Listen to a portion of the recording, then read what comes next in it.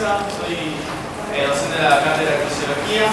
La clase de hoy es sobre la regulación del hambre y la saciedad, exclusivamente. Es un tema bastante nuevo, lo voy a dar porque había conceptos que se llaman paradigmas hasta hace poco bastante alejados de lo que es en realidad lo que se conoce hoy en día sobre la regulación del hambre y la saciedad en la fisiología. ¿Por qué creen que es importante estudiar el funcionamiento de todos los sistemas para regular el hambre y la saciedad? ¿Alguien que se anime a decir alguna teoría? ¿Por qué creen importante este estudio? Para mantener el equilibrio del cuerpo. Bien, para mantener el equilibrio del cuerpo. ¿De qué tipo de equilibrio estaríamos hablando? Calórico. Un equilibrio calórico. Bien. ¿Y para qué sirve, digamos, mantener ese equilibrio calórico? Mantener el peso. Mantener el peso corporal, la masa corporal. ¿Y en qué función tiene esta masa corporal? Por ejemplo, ¿piensan que una foca tiene sobrepeso por tener la cantidad de peso que tiene? No. ¿Por qué no? Exactamente, porque tiene una función ese tejido adiposo. Una función de barrera mecánica, de barrera térmica. Es decir, cada animal, entre ellos el humano, tiene una determinada función en nuestro ecosistema. Y todas las funciones que va a tener van a depender también de la cantidad de alimentos que deban ingerir. El humano evolucionó, para bien o para mal. Pero evolucionó ¿cómo? ¿Qué consecuencias tiene la obesidad para cardiopatías, artropatías, aterosclerosis que conlleva a los accidentes cerebrovasculares y cardiovasculares? Hoy en día la mayor cantidad de muertes en el mundo occidental se debe a tanto ACV, que serían accidentes cerebrovasculares, como accidentes o trastornos cardiovasculares. Llámese infarto agudo de miocardio, infarto mesentérico, etc. Todo lo que está relacionado con la aterosclerosis. Y la obesidad es uno de los factores de riesgo importantes para este desarrollo. Es decir, que previniendo la obesidad, estamos previniendo en cierta forma la causa de muerte más común en el mundo occidental. No podemos hablar de la regulación del hambre y la saciedad si no hablamos del metabolismo. El metabolismo como el conjunto de reacciones químicas que se dan en nuestro organismo. Podemos dividirlo en anabolismo y catabolismo. El anabolismo sería la producción de sustancias de gran tamaño, de gran peso molecular, a partir de sustancias de pequeño peso molecular, con un gasto calórico, es decir, necesito energía para producir esas sustancias de gran peso molecular. Y el catabolismo es lo contrario, es la ruptura de estas sustancias de gran peso molecular en partículas más pequeñas con la consiguiente liberación de energía. Gracias al catabolismo nosotros podemos usar esa energía química, que ¿cómo va a ser? ¿Cuál es la moneda energética de nuestro organismo? El ATP, y el ATP se usa para absolutamente todas las reacciones que necesitan energía, es decir, las reacciones activas de nuestro organismo. Llámese enzimática, de transporte, etc. El anabolismo, por otro lado, sirve como una forma de construcción, tanto de construir un almacenamiento, que podría ser el glucógeno o el tejido adiposo, como para construir una estructura, como puede ser la síntesis proteica. Dentro de los ejemplos metabólicos de anabolismo y catabolismo tenemos la glucogenogénesis o la glucogénesis también se le dice. ¿Qué sería la glucogenogénesis? La síntesis de glucógeno. La gluconeogénesis, ¿qué sería? Síntesis de glucosa. Hipogénesis, síntesis de triglicéridos. Y la síntesis de albúmina, que sería obviamente la síntesis de albúmina. En realidad ahí tendrá que decir síntesis de proteínas, porque la albúmina es solo una de las miles de proteínas que producimos. Catabolismo tenemos la glucogenólisis, que sería la degradación del glucógeno, la glucólisis, degradación de la glucosa en piruvato, la lipólisis, que es la degradación de los triglicéridos, beta oxidación, el ácido graso más específicamente, y la proteólisis, que sería la destrucción proteica. Fíjense este cuadro. No quiero meterme demasiado en metabolismo porque no compete esta clase, pero sí quiero que recuerden esto porque es importante. Acá tenemos un dibujo en el cual, fíjense que todo lo que va para arriba, estoy yendo en contra de la gravedad, por lo tanto requiere energía. Es decir, si yo a este objeto lo levanto para arriba, le estoy aplicando una energía mía. Ahora, si yo dejo caer el objeto a favor de la gravedad, esto va a liberar una energía potencial, una energía cinética. Acá este cuadro representa eso. Todos los mecanismos por los cuales yo asciendo para arriba son mecanismos endergónicos o anabólicos, y todos los mecanismos con los cuales desciendo son mecanismos catabólicos o exergónicos.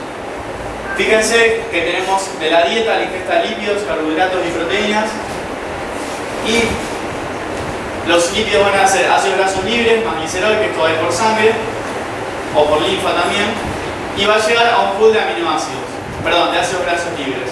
Este pool puede tener varias vías. Por un lado, puede hacer una lipogénesis y se va a reservar principalmente en el adipocito, que es la célula por excelencia que hace la reserva de grasas. O este pool de ácidos grasos libres puede ir directamente al metabolismo en la mayoría de los tejidos con la consiguiente liberación de energía.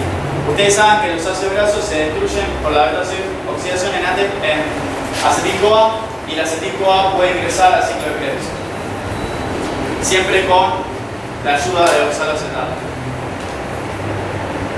Esto también puede ir directamente a la lipólisis. Este pool de aminoácidos también se puede usar para reserva de nuevo, o el exceso de nutrientes en los tejidos puede promover la reserva de lípidos. Por otro lado, en la dieta tenemos los carbohidratos, como glucosa.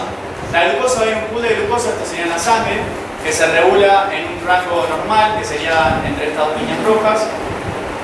Cuando tengo un exceso de glucosa, lo voy a reservar en el hígado y en el músculo como glucógeno principalmente, que este glucógeno se puede volver a utilizar como glucosa a través de la glucogenólisis. Esta glucosa se puede utilizar para el metabolismo cerebral o para el metabolismo de los diferentes tejidos. ¿Por qué se diferencia este de este? Porque fíjense que en el metabolismo de la mayoría de los tejidos pueden usar ácidos grasos. En el cerebro no, solamente se puede usar glucosa. Después, la ingesta de proteínas. Fíjense acá, el exceso de glucosa se puede utilizar también para producir ácidos grasos. ¿Cómo se hace? La glucosa, ustedes saben que yo hago por la glucólisis el piruvato es acetil-CoA, y el exceso de acetil-CoA yo lo puedo utilizar para la síntesis de ácidos grasos. De esa forma yo a partir de glucosa puedo sintetizar ácidos grasos. ¿El ácido graso puede sintetizar glucosa? No. Sí, ¿Sí qué? Sí, de cadena igual puede.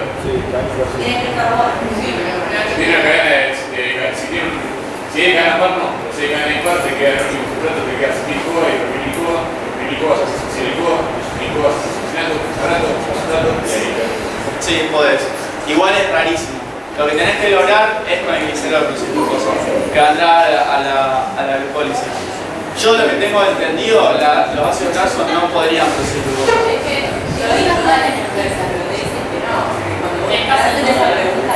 Según supuesta, eso vos lo sacaste de qué libro. De Blanco dice que los ácidos grasos de cadena impar pueden producir glucosa. Sí, de 3 carbonos. De 3 carbonos solamente. No, porque vos vas sacando 2, y el último uno te queda 5, y sacás 2 y te quedan 3. Claro, te quedaría de toda una cadena de ácidos grasos, un ácido graso que va a producir un bueno. Está bien, pero fisiológicamente es irrelevante, digamos, por la cantidad de potencial de glucosa que yo puedo sacar de una cadena de ácido graso, sería uno solo de todos los acetil-CoA que produzca. En realidad la fuente de glucosa a partir de la grasa es el glicerol. Pero está bien lo que decís, está perfecto. Bueno, y después tenemos las proteínas que las vamos a degradar gracias a qué enzimas, ya de paso estamos en fisiología, damos un repaso. ¿Qué enzimas degradan las proteínas que ingerimos? La pepsina primero y después la tripsina pancreática, perfecto. Esto lo vamos a componer en proteinatos, después estos van a ser destruidos por las carboxipeptidasas, aminopeptidasas, que el cepillo del intestino, y van a producir estos aminoácidos que yo voy a poder absorber a través de diferentes transportadores, y van a ir a un pool de aminoácidos que queda en sangre. Este pool va a ir a la síntesis de proteínas en el cuerpo, si tengo un exceso o si necesito una síntesis aumentada, o puede ir directamente a la gluconeogénesis. Por ejemplo, si una persona no tiene un aumento en su síntesis proteica, porque por ejemplo no está haciendo ningún tipo de actividad física, no le sirve de nada que ingiera un exceso de una dieta de proteína. Por ejemplo, yo que soy flaco. Si yo ingiero una dieta hiperproteica porque quiero ganar masa muscular y no hago gimnasio, no me va a servir de nada. Porque este exceso de aminoácidos lo voy a usar para producir proteínas. Porque no lo estoy generando. Necesito un estímulo para la síntesis proteica. Entonces este exceso de aminoácidos en mi cuerpo lo voy a usar o para la síntesis de glucosa, que la gluconeogénesis, que van a producir un exceso de ácido úrico, que van a aumentar la probabilidad de tener gota o de tener cálculos renales, cálculos de ácido úrico.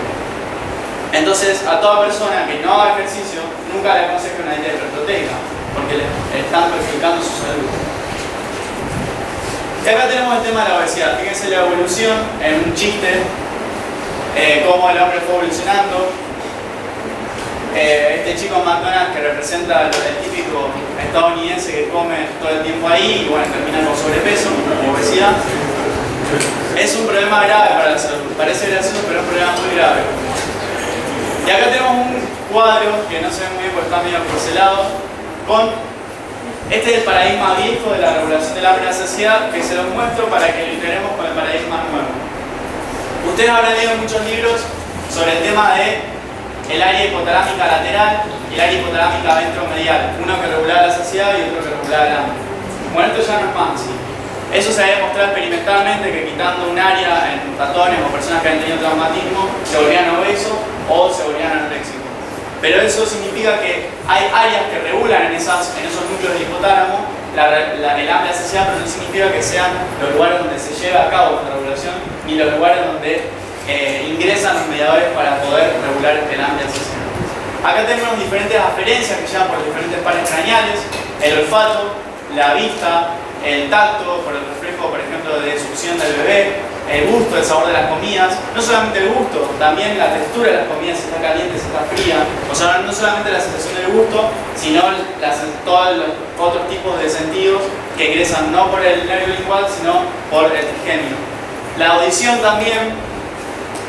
Cuando yo oigo el crispeo de un asado haciéndose, también voy a generar mayor cantidad de sensación de hambre. Y después tenemos otra aferencia, que es una aferencia hormonal, que depende de las reservas que yo tenga de nutrientes. Que ahora vamos a ver cómo se miden estas reservas. También tengo aferencias por el nervio vago o por el nervio gástrico, que es lo mismo, a través del sistema digestivo, llámese por distensión gástrica, por la presencia de sustancias químicas en el intestino, duodeno o estómago. Y también parte de aferencias por el sistema simpático, por la cadena neuronal paravertebral. Todo esto ingresa a través del tronco encefálico y termina en el tálamo, que va a ir a la corteza, y parte va también a ir al hipotálamo. ¿Por qué en el tálamo? Porque ahí es el centro de relevo de la mayoría de los sentidos.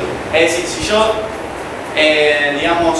olí el olor a una comida que me gustaba y empecé a segregar saliva, hubo una respuesta autonómica que fue la secreción de saliva, que es totalmente inconsciente, pero yo soy consciente de que estoy oliendo esa comida. Eso significa que algo llegó a la corteza cerebral. Es decir, tenemos una integración tanto subcortical como cortical. ¿Se entiende hasta acá? Buenísimo. Bueno, y acá tenemos una clasificación de todos los tipos diferentes de estímulos que van a condicionar nuestra ingesta de alimentos. Y para eso vamos a diferenciar lo que es el hambre del apetito. ¿Alguien me puede decir la diferencia? Sí. Cuando vos dices eso de la concepción vieja, yo estoy así, en el área de la sociedad y la sociedad.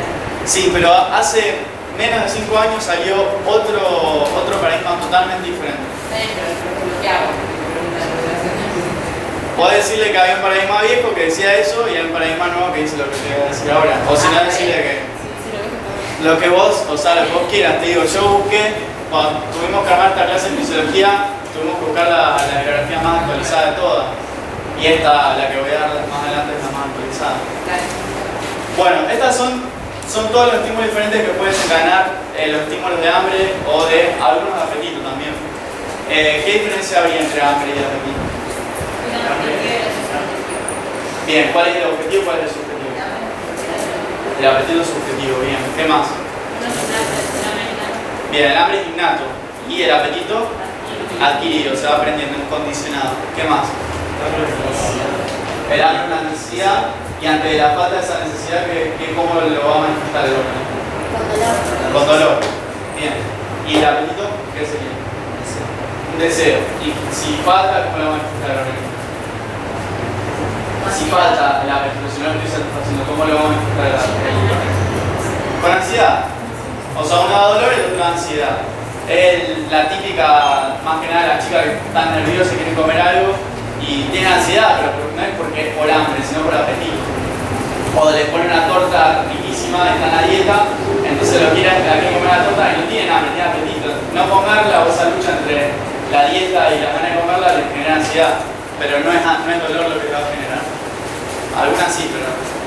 Bueno, la estimulación sensorial y subcortical, que estaría dentro de las señales nerviosas, que estaría dentro de los factores biológicos. Por eso vamos a dividir en dos grandes ramas: los factores biológicos y los factores psicosociales. Dentro de los factores biológicos podemos hablar de factores nerviosos y factores humorales. Dentro de los factores nerviosos hablamos de la estimulación sensorial y subcortical. Sensorial tenemos el olfato, la visión, el tacto, llámese textura o temperatura, el gusto de los alimentos, el oír la campana, un llamado para ingerir alimentos, como el experimento de Pavlov con los perros que les tocaban el timbre, o también, como les dije, oír que se está cocinando algo también puede generar un estímulo. ¿Y por qué puse sensorial y subcortical? Porque también, si yo no me llega ninguna señal externa, también puedo generar una sensación de hambre a través de la estimulación de mi sistema límbico. Es decir, recordar la ingesta de un alimento. A mí no me llega la señal de absolutamente nada, pero mi cerebro la está generando recordando aquella vez que me comí eso que estaba buenísimo y empiezo a tener toda esta respuesta autonómica del hambre, podría ser también del apetito. Por eso también hablamos que puede ser subcortical el estímulo. Y tenemos señales gastrointestinales, como hace la distensión gástrica, el vaciamiento gástrico o la presencia de alimentos en el duodeno. Todas estas señales llegan por vía nerviosa, a través del nervio vago, a el hipotálamo. Las señales humorales, que serían las hormonas que liberamos, que pueden ser gastrointestinales o extra gastrointestinales. Las gastrointestinales son la colecistoquinina, la grelina y el neuropeptidoide. Y las extra gastrointestinales son la insulina, la leptina, la lepsina, las interleuquinas y el factor de necrosis tumoral. Estas son sustancias un poco nuevas para ustedes, no sé si han oído todas. Vamos a hablar un poquito de cada una para que les quede un concepto. Y los factores psicosociales son actitudes, hábitos, creencias, ambientes. Por ejemplo, si yo soy judío y no puedo comer cerdo, no voy a comer, porque mi creencia es que no puedo comer cerdo. Entonces me está condicionando qué es lo que voy a ingerir. Si soy hindú, no puedo comer vaca, porque la considero sagrada. Si soy vegetariano, no voy a comer carne, porque mis creencias, mis hábitos, mis actitudes no me permiten o no quiero comer carne. Entonces, esto también hay que incluirlo dentro de los factores psicosociales. También otras cosas. Hay un estudio que se hace en los restaurantes de poner un determinado ambiente, un determinado color en las paredes, poner una determinada música, una determinada temperatura, todo condicionado para que la gente coma más comida. Entonces, también podemos hablar de que hay diferentes factores externos que nos van a condicionar a esta ingesta de alimentos. La insulina podría ser gastrointestinal, volviendo un poco a este tema, porque la produce los pilotes de Langerhans del páncreas, pero lo puse como extra gastrointestinal porque actúa más que nada en la relación de la glucemia. Yo lo veo más como una hormona. La leptina, ¿quién la produce? El adipocito, importantísima, una de las bebés de todas las hormonas. La leptina también la produce el adipocito. Hay una nueva que se llama la sinaptobrevina. Y después tenemos las interleuquinas, el factor de necrosis tumoral, que se producen cuando una persona tiene cáncer, cuando una persona tiene una infección muy grave, cuando tiene una inflamación sistémica, cuando tiene fiebre un paciente. Tanto las interleuquinas, principalmente la 1, como el factor de necrosis tumoral, son los mediadores que nos sacan el hambre cuando estamos bajo esas condiciones. Ustedes, bueno, todos han tenido alguna fiebre alta, por alguna faringitis o algo que hayan tenido, y se habrán dado cuenta que se les va el hambre, y eso es gracias al factor de necrosis tumoral y a la interleuquina. Y acá un cuadrito integrador, iniciador de este tema. Tenemos el adipocito por un lado, el estómago por el otro, y las células rectas del páncreas acá.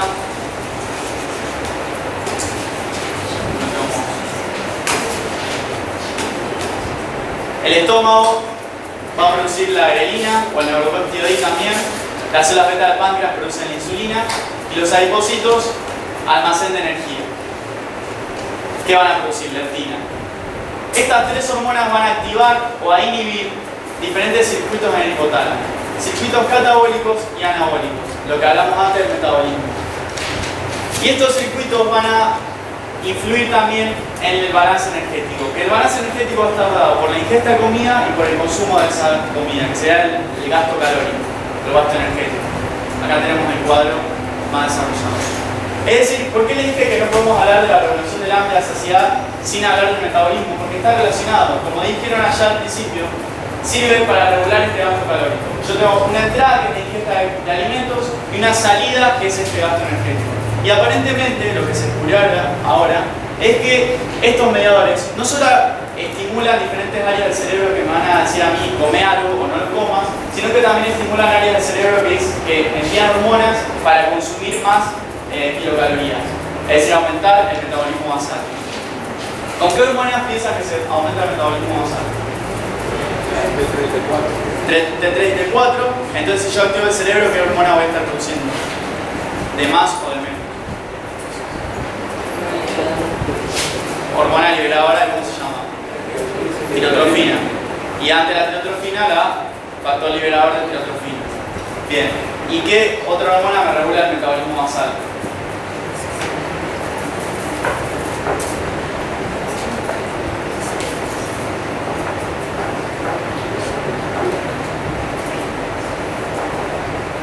¿Qué otra hormona se le ocurre? Adrenalina no lo aumenta. Adrenalina sí también.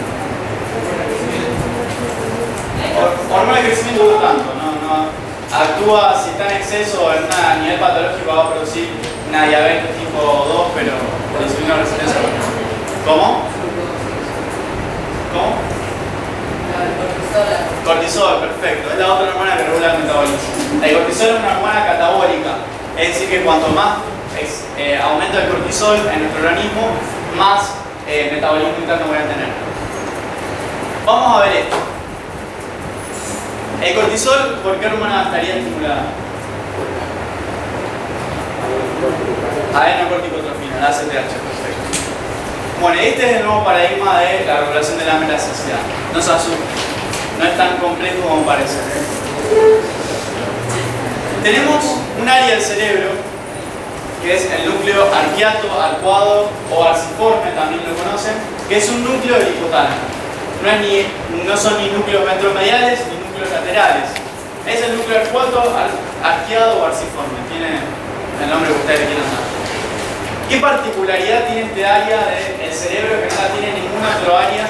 O la tiene muy pocas en realidad. ¿Alguien la leyó en anatomía o en histología? ¿Algo particular que tenga esta área? Perfecto, no tiene barrera hematocefálica. Es decir, que los capilares que irrigan este núcleo no están desprovistos de esta barrera hematocefálica. ¿Y qué va a hacer que no tenga barrera hematocefálica? Va a pasar todos los compuestos que pueden ser tóxicos o no, pueden ser compuestos hormonales como acá, y va a permitir que este área del cerebro sea la que realmente está comunicada endocrinamente con el resto del organismo. Podemos decir que esto es una puerta endocrino-neurológica del cerebro. Es decir, por acá van a entrar las señales endócrinas, y no solamente estas, también se están descubriendo otros tipos de señales, pero sepan que esta sería como si el hipotálamo fuera una nave espacial, esta sería la puerta de entrada. No sé por qué puse ese ejemplo nerd, pero bueno, salió. La leptina va a estimular. Vamos primero a hablar de estas dos vías. Tenemos una vía violeta y una vía anaranjada. La vía violeta se llama vía anorexígena, es decir, una vía que inhibe supuestamente el consumo de alimentos. Anorexia viene de no comer. Y la vía orexígena, que significa que estimula la ingesta de alimentos, es la naranja. Fíjense esta vía violeta que arranca su primer neurona en el núcleo arqueado con dos neurotransmisores, son neuronas que se llaman proopio, melanocortina y péptido derivado, proopio, melanocortina. ¿La conocen? Buenísimo. Y la CART que no me acuerdo cómo se llama. Y tenemos que esta primera neurona va a terminar en una segunda neurona que va a producir otro tipo de neurotransmisor que es la alfa-melanocitoestimulante y va a llegar a estos receptores que son los MC4R de la segunda neurona, que acá sí esta segunda neurona está en el núcleo medial del hipotálamo, del ventro medial. O sea, acá sí podemos volver al disco paradigma. Y esto va a terminar en un centro endocrino autonómico que va a permitir el aumento de la síntesis del factor liberador de tirotrofina y el factor liberador de corticotrofina, la TRH y la CRH. Y acá estamos regulando la síntesis de TSH y de ACTH, que va a regular la síntesis de T3 y T4 en la tiroides y de cortisol en la capa fascicular de la corteza de la glándula suprarrenal. Sí, esta vía. ¿Lo puedo repetir? Repetimos de nuevo. La vía anorexígena. Llega el estímulo, después vamos a ver cómo son los estímulos, en esta primera neurona que es de la propia melanocortina, que va a estimular una segunda neurona, que esta puede llegar a estar en el área ventromedial del hipotálamo.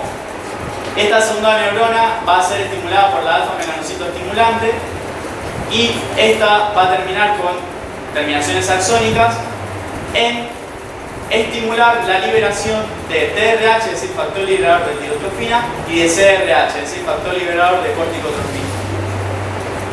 Esto va a terminar aumentando el consumo energético. Este sub y baja que pusimos acá, que hace un balance, una especie de balance entre lo que se consume y lo que se ingiere. Y por otro lado, está bien, repito de nuevo, alguna parte. Y por otro lado, la vía orexígena, que sería la naranja, que es la que nos estimula para ingerir alimentos, que empieza en esta primera neurona, el núcleo arqueado, que es una neurona sensible al neuropéptido I, y esto se llama péptido asociado a la agouti. Busqué que era la agouti, una especie de rata del laboratorio. Como se aisló en esta rata, le pusieron ese nombre. No tiene relevancia. Y esto va a terminar en una segunda neurona que podría llegar a estar en el núcleo lateral del hipotálamo. Y esta neurona lo que va a desencadenar no es una respuesta endocrina, sino una respuesta conductual. Es decir, que seguramente va a terminar en áreas más que nada corticales, gracias a las orexinas, que son neurotransmisores que estimulan la ingesta de alimentos, y la melanocortina, me parece que se llama esta hormona, que estimula también la ingesta de alimentos. Pero más que nada son las orexinas. Se llaman orexinas porque oro viene también de ingerir. Fíjense que la vía orexígena da una respuesta conductual y la vía anorexígena es una respuesta más que nada endocrina. Ustedes me preguntarán, ¿pero cómo? Si estoy aumentando el cortisol y la T3 y T4, estoy dando a la persona un hipertiroidismo o Cushing. No, no es así. Estas hormonas se regulan, pero dentro de los, digamos, rangos fisiológicos. No es que yo me voy a bandear ni en exceso ni en defecto para alejarme de la homeostasis de estas dos hormonas. Es decir, si se produce más T3 y T4, se va a producir más en el tope de la homeostasis, pero no me voy a ir hacia el hipertiroidismo. ¿Se entiende esto? O sea, no quiero que quede un concepto erróneo. No me van a decir que un paciente que tenga estimulada la vía anorexígena tiene hipertiroidismo, porque no es así. Y todo termina en este sub y baja que va a regular, en fin, cómo vamos a almacenar alimentos. Si predomina la ingesta de comida, va a haber un aumento del almacenamiento de estos alimentos, va a aumentar nuestra masa corporal, y si aumenta el consumo energético, va a haber un adelgazamiento de la persona hasta la emaciación si sigue continuando la nutrición.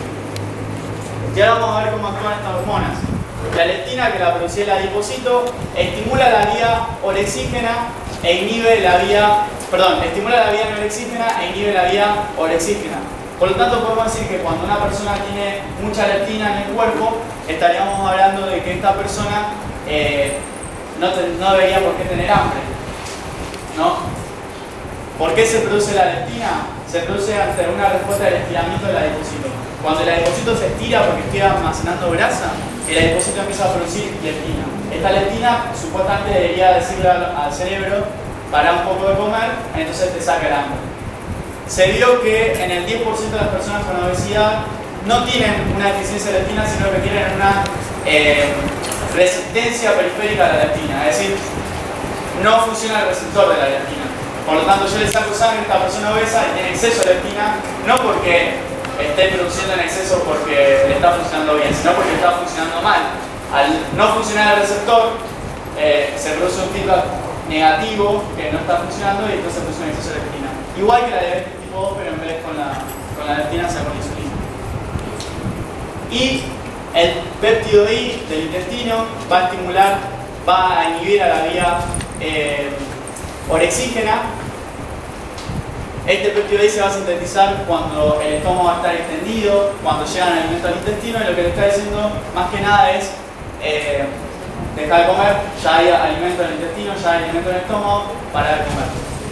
Y la adrenalina en el estómago no se produce ante el estiramiento, todo lo contrario, se produce cuando el estómago está totalmente colapsado. Cuando las paredes están rozando una con la otra, se empieza a producir ghrelina, y esta es la que nos da hambre, porque estimula la vía orexígena.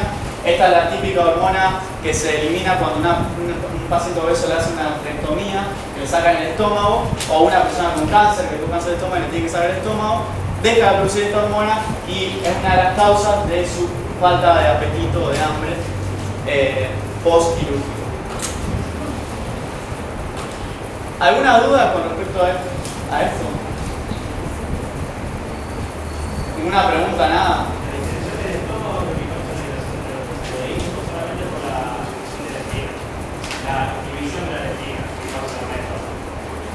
La inhibición de la leptina va a producir...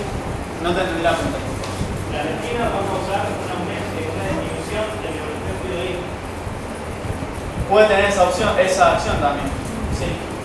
Honestamente nunca lo leí. ¿Cuál lo leíste en algún lado? Yo leí que la leptina, las reacciones de leptina disminuye la secreción de neuropéptido I. Sí. Por lo tanto, no tenés hambre. Pero vos recién ahí dijiste que la distensión del estómago es lo que va a causar la acumulación de la leptina. Y la presencia de alimentos también. O sea, pues mi pregunta era, solamente el estómago va a causar la liberación de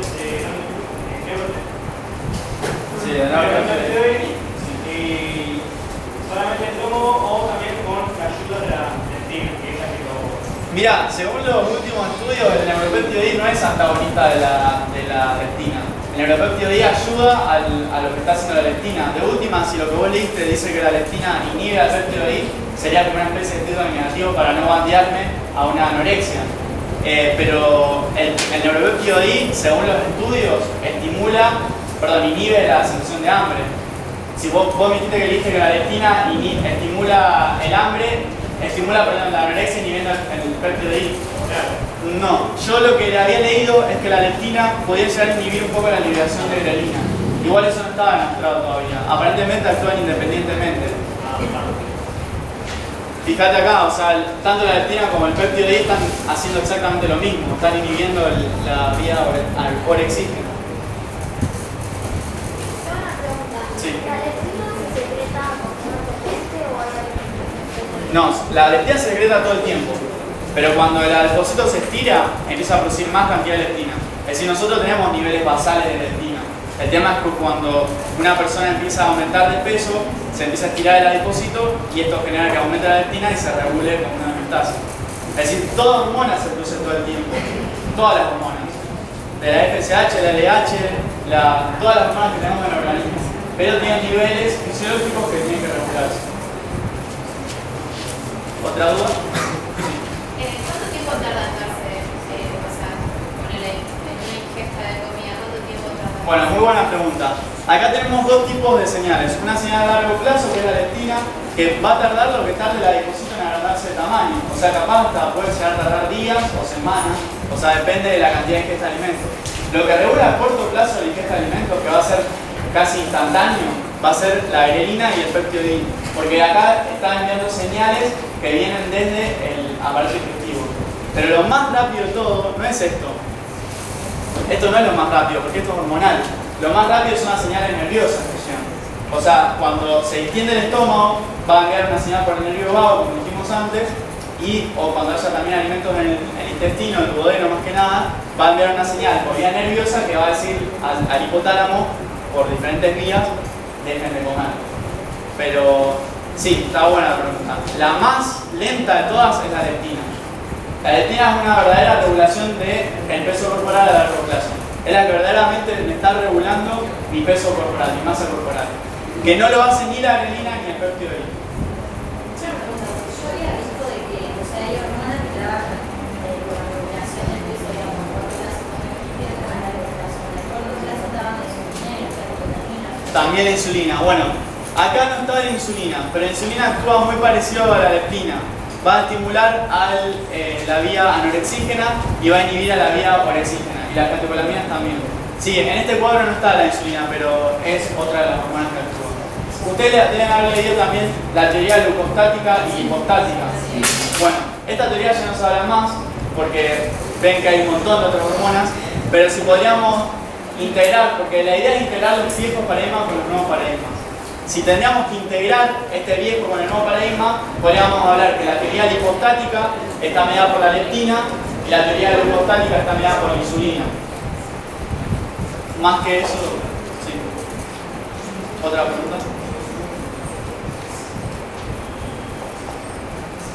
¿Dijiste que las neuronas en segundo orden podrían estar circulando? Sí.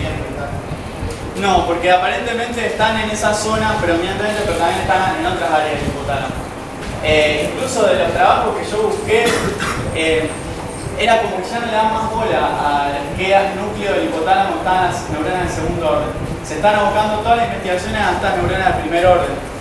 De acá, o sea, a qué neurona vaya, se sabe que son estas neuronas. ¿Dónde están ubicadas en el hipotálamo? Ya honestamente les digo, a los que investigaron no les interesa porque no leí nada más de eso. Es como que realmente hubo un cambio muy grande de este paradigma. Y ya no se habla más de estos núcleos ni ventromedial ni lateral. Bueno, ahora les voy a decir, para leer este tema bien y completo, van a tener que ir a un libro de patología.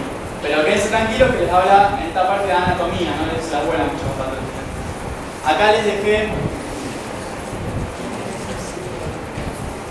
Este sería el libro de Robbins y Cotran, se llama Patología Estructural y Funcional. Páginas 466 a las 470. Son solamente 2 hojas, chicos, para leer.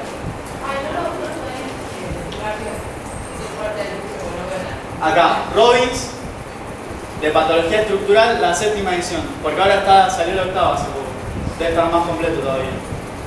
Es la página 466 a la 470.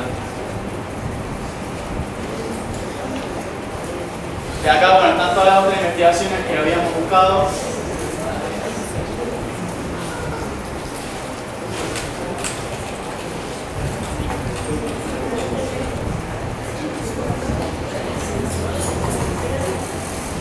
Vamos a hacer un ejercicio de práctica para integrar todo este tema. ¿Alguien que lea? Sí. ¿Puedes repetir más la bibliografía? Sí. A veces las pongo en grande.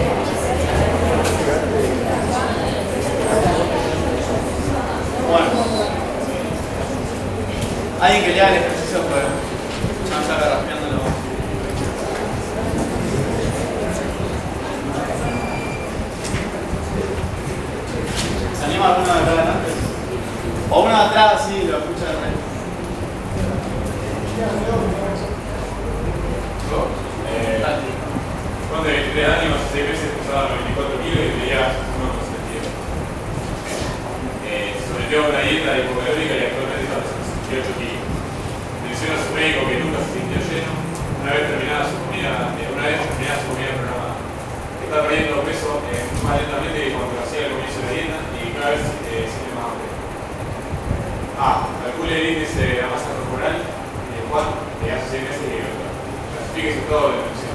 Bajo peso, peso normal, sobrepeso, obesidad. Bien. Vamos a hacerlo de nuevo, que tenga que calcular en el celular. Calcula el índice de masa corporal a los 23, a los 6 meses, perdón, de 94 kilos y después de 78 kilos.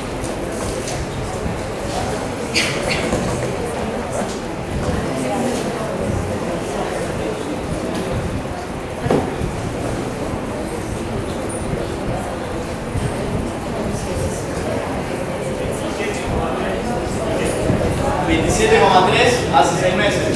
Y ahora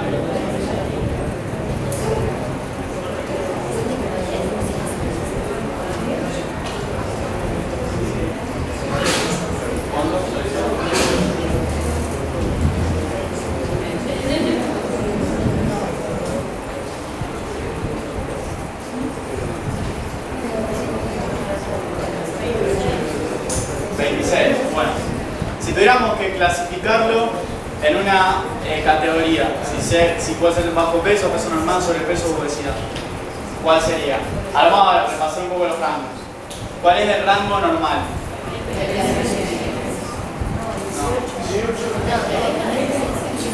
¿No? 18,5 a 25. La OMS, la Organización Mundial de la Salud, lo bajó hace 3 años al peso normal.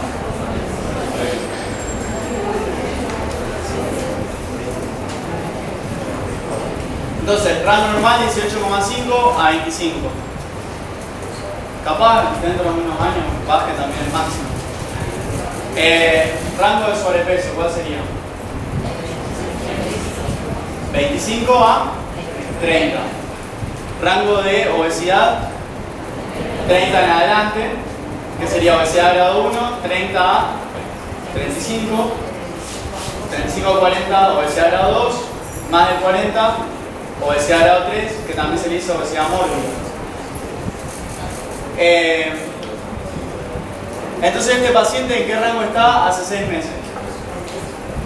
Sobrepeso. Y ahora también.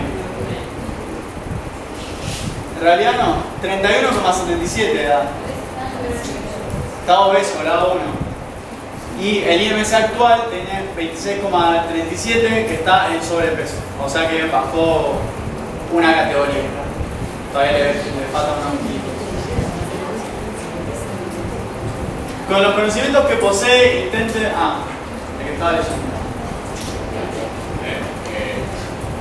Con los conocimientos que posee, intente dar una explicación fisiológica de los motivos por los cuales un paciente más hambre que cuando pesaba 94 kilos, ¿por qué le cuesta tanto perder los últimos kilogramos de peso que necesita para tener un peso normal?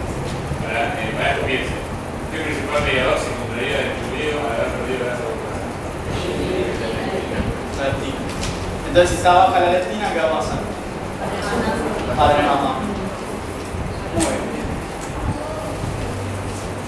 ¿Qué mediadores corporales, señales nerviosas se encontrarían en el individuo al ingerir menor cantidad de alimentos? Empezamos con la nerviosa. Menos extensión del estómago. Menor cantidad o presencia de alimentos en el estómago y el duodeno, más que nada. Señales humorales. Señales humorales sería más cantidad de grelina, porque está más tiempo con el estómago vacío. ¿Qué más? La colecistopinina va a estar disminuida. El péptido I, ¿cómo va a estar? Disminuido también. Colecistopinina, péptido I, distensión gástrica, vaciamiento gástrico, presencia de alimentos en duodeno e insulina van a estar todos disminuidos. Por lo tanto, esto le va a generar más sensación de hambre por vía humoral y nerviosa. ¿De qué? O sea, hablamos de que una parte, esto le da hambre por la pérdida de masa corporal que tuvo. Y esto le da hambre por la dieta que está llevando. O sea, son dos cosas separadas. Tercero. ¿De qué manera estos mediadores señalan? ¿De qué manera estos mediadores señalan e influyen en la sensación de hambre social? Como ya lo dijimos, menos señalización hipotalámica de leptina, insulina, péptido I, menor distensión estomacal, menor vaciamiento gástrico, menor presencia de alimentos en duodeno, sumado a una mayor producción de grelina, generan estímulos de hambre y aplacan los estímulos de saciedad. ¿Estamos todos de acuerdo con esto, no? ¿Qué manera de investigadores influyen en el metabolismo? Como habíamos visto. ¿Qué hormona regular el metabolismo basal? TRPV4 y cortisol. Entonces, ¿cómo va a tener este joven Juan? Va a tener disminuida el cortisol y la T3 y la T4. No significa que tiene hipotiroidismo ni un Addison, o sea, tiene disminuido su rango fisiológico. Por lo tanto, ¿qué va a pasar con su metabolismo? Va a ser menor. Encima, pobre tipo, encima que tiene más hambre, su cuerpo está consumiendo menos cantidad de nutrientes. Lo está tratando de ahorrar. Porque, ¿cómo interpreta su hipotálamo todo esto? Está interpretando que su homeostasis, que era 94 kilos, empezó a perder peso. Entonces está interpretando evolutivamente que este hombre está pasando por un periodo de hambruna y en lo cual su cuerpo tiene que ahorrar la mayor cantidad de alimentos que pueda. Por lo tanto, si ahorra alimentos, ¿qué va a pasar? Su metabolismo baja. Si baja el metabolismo, consume menos. Entonces todo genera un círculo vicioso que no le va a permitir fácilmente bajar de peso. ¿Cómo? Cuando lo descubran, van a salir, van a curar la obesidad, porque este círculo vicioso es que no permita a muchas personas adelgazar.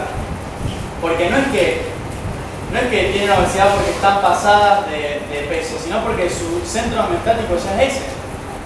Entonces es muy complicado. La obesidad tiene muchísimos factores, factores sociales, factores psicológicos, a veces factores biológicos como un traumatismo cráneo puede generar obesidad, miles de factores. Entonces yo creo que lo ideal hoy en día, como no hay ninguna cura mágica, no hay ninguna panacea, lo ideal es un tratamiento multidisciplinario, con psicólogos, con nutricionistas, con un médico clínico, con un endocrinólogo, o sea, un grupo que realmente tenga al paciente como un todo, no como un estómago que quiere alimento.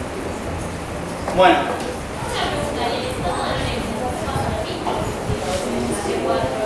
No, el estado de anorexia no es un estado con el cual la persona podemos decir que tiene una afectación biológica, sino que la anorexia, lo que vos hablar de la anorexia nerviosa, sería más un estado psicológico, es una patología que está dentro del trastorno de la alimentación. No, porque, sí, empieza a ahorrar, sí, la mujer anoréxica empieza a ahorrar, sí. Su metabolismo empieza a bajar y casualmente eso le permite vivir todo el tiempo que vive, porque hay chicas que ingieren tan poco, digo chicas porque 9 de cada 10 anoréxicas son mujeres. Las mujeres que son anoréxicas, bueno, los hombres también, las personas anoréxicas empiezan a bajar tanto su metabolismo que a veces comen nada durante el día, una galletita de agua, y con eso a veces viven un montón de tiempo, pero es porque están tirados todo el día en la cama porque no se pueden mover, de ese cansancio que les lleva a bajar el metabolismo, es un mecanismo de ahorro, que es lo mismo que le está pasando a Juan, pero Juan no es anoréxico, sino que está bajando por nadie. Eso sería lo ideal, pero hay gente que hay gente que llega a su peso normal, pero tiene que hacer terapia toda su vida, porque esa homeostasis la perdió. Es como que perdió ese centro, está viviendo en un nuevo centro homeostático, que por eso se llama biodinamia. Si mi placa homeostática se movió a otro rango, pero hay gente que nunca lo puede mover. Hay gente que su placa homeostática está acá y su vida normal sería esta, su vida saludable. Por lo tanto, toda su vida va a tener ese deseo de ingerir, porque lo tipo que se llama el alma de gordo. Tipo flaco, que porque hizo dieta, pero tiene todavía alma de gordo. A veces no logra mover esa placa homeostática. Eso es mantener el peso. ¿Cómo? O sea, para poder alimentar eso tenés que mantener ese peso que bajaste bastante tiempo. Sí. Eso sería una ayuda para tratar de desplazar la placa, pero no todas las personas lo logran. Bueno, ya lo dijimos, por la TSH y la CRH, por la vía más que nada, la vía anorexígena. Y por último, esto para que piensen un poquito. ¿Qué otros factores se le suman al cambio en el consumo de energía? Y esto no lo dimos en esta clase, pero piensen ustedes con su imaginación. ¿Cómo? que pesa menos, digamos, tener menos masa para mantener, o sea, que el consumo energético del cuerpo va a ser menor. Exactamente. Acá vamos a hablar de física pura. Si la persona pesa menos, significa que, vamos a ver este cuadro. Si bajó 16 kilos, significa que, supóngase que yo me incluyera 16 kilos en mi cuerpo. Me pongo 4, 4, 4 y 4, en cada pierna y cada brazo. Todo este movimiento, yo caminar, qué sé yo, hasta servirme el jugo, todo, requeriría más cantidad de trabajo físico, porque estoy levantando más peso. Entonces, estoy consumiendo más energía, porque tengo más carga, por lo tanto hay más trabajo muscular, hay más consumo de ATP. Entonces, en esta persona que perdió 16 kilos, tiene menos carga que llevar consigo mismo. Por lo tanto, moverse, correr, qué sé yo, caminar, todo lo que haga en su vida le va a consumir menos energía. Por eso también este otro factor que es exclusivamente físico, que le va a dificultar todavía más seguir bajando el peso. Esto creo que era lo que sí. ¿Alguna duda que les haya quedado? Les aconsejo que lean el drawing, se le va a quedar mucho más claro este cuadro. Pero bueno, ¿alguna duda? No sé. Sí. La colesterolina y la insulina, Sí. ¿son a nivel de esa hormona? Sí, aparentemente sí. Lo que pasa es que la insulina se descubrió hace poco que hace lo mismo que la leptina. Pero la colesterolina no se sabe bien en qué área del hipotálamo actúa. Casi seguro acá, el tema es que todavía no se descubrió. Como tal, esto es tan nuevo. Lo que sí se sabe es que te quita la sensación de hambre.